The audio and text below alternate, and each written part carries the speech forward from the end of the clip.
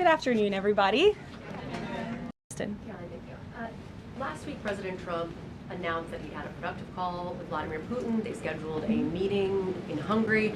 Since then, he has canceled the meeting and he has imposed sanctions on Russian oil companies. Can you talk about what changed that led to this dramatic shift, or even just what occurred in the last week that got us from point A to point B? Sure. Look, the president has always maintained that he would implement sanctions on Russia when he felt it was appropriate and necessary. And yesterday was that day. I think the president has also long expressed his frustration with Vladimir Putin and, frankly, both sides of this war.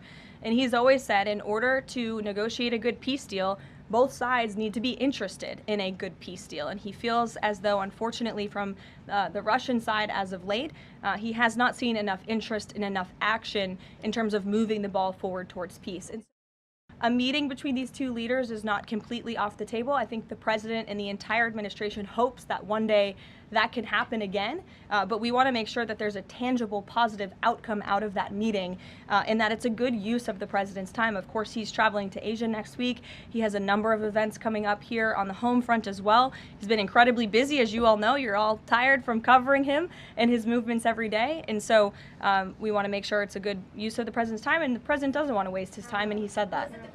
All between the Secretary of State and Lavrov that led President Trump to believe that President Putin or the Russians did not want a peace deal. That was not the sole reason, no. I think the Secretary Rubio felt that was actually a productive call.